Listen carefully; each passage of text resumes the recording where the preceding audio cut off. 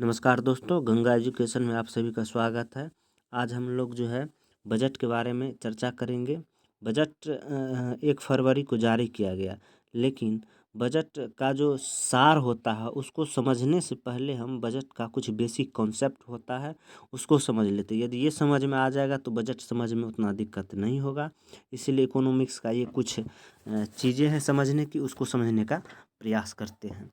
देखिए, बजट मतलब होता ही है कि आने वाले साल में हम किस चीज़ पे कितना खर्च करेंगे, शिक्षा पे कितना खर्च करेंगे, स्वास्थ्य पे कितना खर्च करेंगे। ये ही संसद में जो है ब्यौरा दिया जाता है सरकार के द्वारा कि हम इस चीज़ में इतना खर्च करेंगे और इस पे इतना हम टैक्स लगाएंगे या टैक्स कम करेंगे, यही होता है।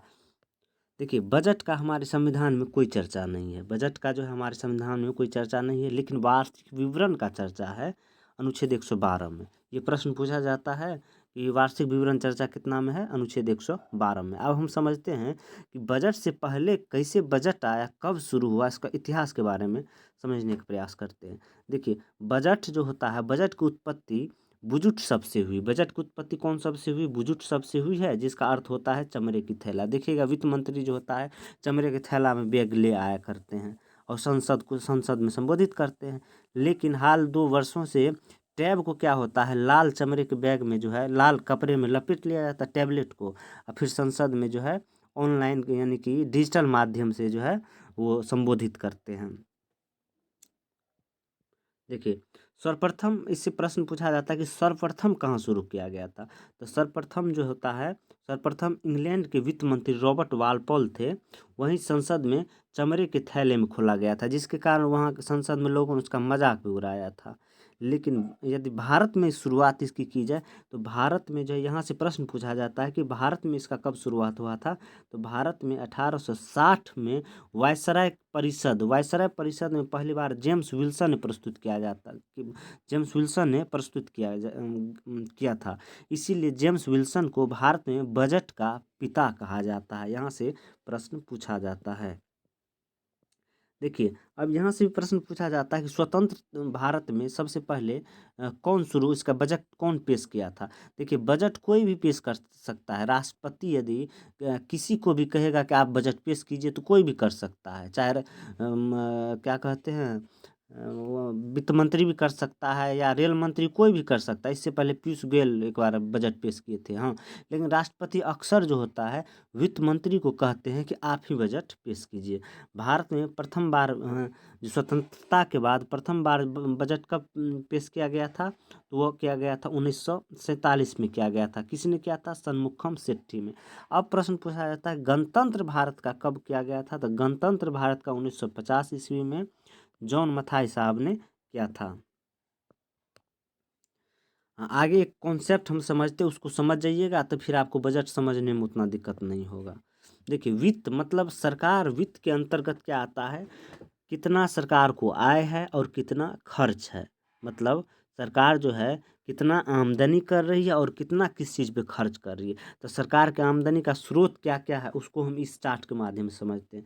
सरकार को आमदनी का स्रोत है, जैसे राजस्व आय है। राजस्व आय मतलब कर हो गया, और उसके बाद पूंजीगत आय। अब हम समझते हैं कि पूंजीगत आय क्या है।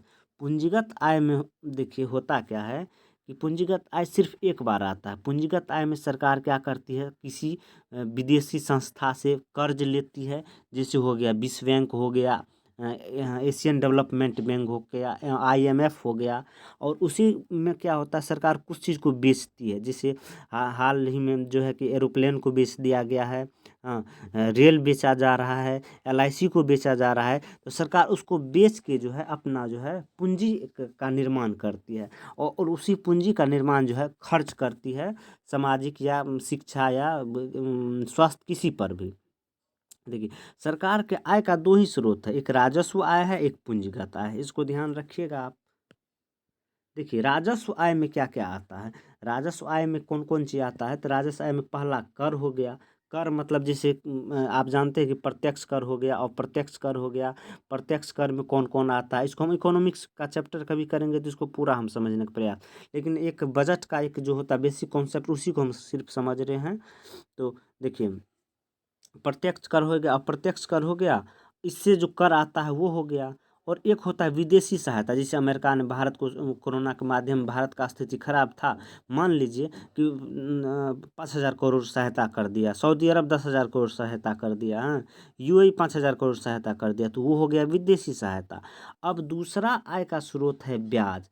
जैसे ब्याज मतलब क्या हुआ, भारत श्रीलंका को जो है हाल ही में ब्याज में ऋण दिया है, तो भारत जो श्रीलंका को ऋण दिया है उस पे जो ब्याज आएगा वो राजस्व आय में ही आएगा। मतलब भारत का जो आय होगा, जैसे कि जिसको कमाई कहते हैं, वो कमाई के अंतर्गत आएगा। किसी देश को यदि कर्ज देता है उस पे जो उसको सुद्धि मिलेगा, ब्याज मिलेगा, तो वो भारत को फायदा होगा। अब इस समझते हैं कि भारत का आय जो आ गया आय, अब उस भारत खर्च कहाँ करता है, इसको समझते हैं हम। देखिए, खर्च जो होता है, भारत खर्च जो है भारत जो है मतलब केंद्र सरकार जो है कि खर्च का 41%, मतलब उसको पैसा में जब भी खर्च को जोड़ा जाता है तो उसको इकोनॉमिक्स में पैसा में दिया जाता है, प्रतिशत में नहीं। तो राज्य को 41 पैसा दे देता है, यानी कि सभी राज्यों को बांट देता है। 100 पैसा का 41 पैसा, बच गया 59 पैसा। तो 59 पैसा सरकार कहाँ खर्च करेगी, सब्सिडी में खर्च करेगी। यानी कि सब्सिडी मतलब एमएसपी हो गया, एमएसपी हो गया, बहुत कुछ। जैसे कभी कभी देखिएगा डीजल पे किसान को सब्सिडी दिया जाता है, जैसे गेहूं पे सब्सिडी दिया जाएगा, यही हो गया। तो जिसको एमएसपी कहते हैं, किसान, इसमें क्या होगा कि किसान के लिए कितना योजनाएं हैं, किसान को कितना फ़ायदा हो गया है, सरकार ने इस पर कितनी योजनाएं चालू की है। जब हम बजट का जो सार पढ़ेंगे उसके माध्यम से इसके अंतर्गत कितना चीज़ आती है उसको हम समझेंगे। अब रक्षा पे सरकार कितना खर्च कर रही है, तो रक्षा पे कितना कितना राफेल में खर्च करेगी, कितना विदेशी हथियार भारत खरीदेगा, इस पे खर्च करेगा। और हाल फिलहाल में केंद्र सरकार ने कहा है, क्या कहते हैं, बोला है कि अब जो सरकार जो है विदेशी सामानें कम खरीदेगी और मेक इन इंडिया के माध्यम से सरकार यहाँ पे खुद निर्माण करेगी। तो उसमें हम एक फ़ायदा होगा कि सरकार को बचत होगा और मेक इन इंडिया को बढ़ावा मिलेगा। अब पेंशन में कितना खर्च करती, पेंशन मतलब कोई सरकारी नौकरी कर रहा है, रिटायर कर गया, तो सरकार उस पर कितना खर्च दे रही है। और दूसरी बात पेंशन और एक हो गया, जैसे किसान को 2,000 रुपये प्रत्येक 4 महीना पे मिलता है, तो वो भी पेंशन के माध्यम से ही आ जाता है। अब एक ब्याज क्या है, ब्याज को समझते हैं कि सरकार यदि विदेशी बैंक से यानी कि वर्ल्ड बैंक से या आईएमएफ से या किसी से भी कर्ज लेती है, तो सरकार उस पर ब्याज कितना दे रही उसको भी इसमें दर्शाना पड़ेगा खर्च के माध्यम से। सरकार अब स्वास्थ्य में कितना खर्च कर रही है, अब जीडीपी का 2% कर रही है कि 4% कर रही है या कितना कर रही है, वो इसके माध्यम से जो भी सार आएगा, स्वास्थ्य पे सरकार का क्या क्या निर्णय लिया, कितने हॉस्पिटल बनाने की चर्चा हुई है, उसके माध्यम से समझेंगे। शिक्षा में कितना सरकार यूनिवर्सिटी बना रही, क्या खर्चा कर रही है, उसके माध्यम से हम जो है समझेंगे। और लोक निर्माण, कितना पुल का निर्माण होगा, कितना जो है कि पोर्ट का निर्माण होगा, हाँ, कितना पुल का निर्माण होगा, ओवर ब्रिज होगा, रेल में कितना जो है कि ज़्यादा से ज़्यादा ब्रिज, ओवर ब्रिज का निर्माण किया जाएगा। और साथ ही साथ सरकार जो है एनएच कितना बनाएगी, ये लोक निर्माण के अंतर्गत आता है।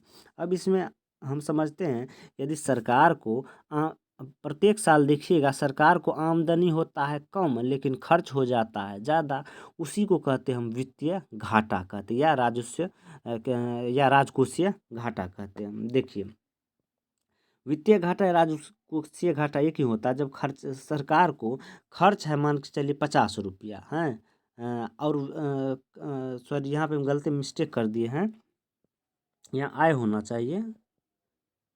यदि सरकार को खर्च है 50 रुपया, आय है हमको 40 रुपया, तो 10 रुपया तो हमको किसी से लेना पड़ेगा। 10 रुपया चाहे आप ज़मीन बेच के कीजिए या रेल बेच के कीजिए या जहाँ से कीजिए, ये आप पे डिपेंड करता है, या आप किसी विदेशी से कर्ज लीजिए, यही हो गया। तो अब हम 2022 के माध्यम से देखते हैं कि सरकार इस बार व्यय मतलब कितना खर्च करेगी और 2021 में कितना खर्च किए थे, इसको समझते हैं। तो 2022 में सरकार जो है 39.45 लाख करोड़ खर्च करेगी। अब किस किस चीज़ में खर्च करेगी, कौन कौन सी योजनाएं चालू करेगी, इस 39.45 लाख करोड़ में हम अगले वीडियो में इसको समझेंगे। लेकिन 2021 में देखिएगा 34 लाख करोड़ खर्चा किए थे सरकार। देखिएगा 5 लाख करोड़ ज़्यादा इस बार जो है बजट में शामिल किया गया है। अब 2022 में देखिए आय का संभावना कितना है, मतलब हमारा जो है कमाई कितना, इस देश की कमाई कितना है, मतलब केंद्र सरकार को कितना टैक्स मिला है, मतलब इनकम कितना है। तो इनकम कितना है, 22.84 लाख करोड़ है। खर्च है हमको 39 लाख करोड़ और आय है हमको 22 लाख करोड़। तो इसी को कहते हैं हम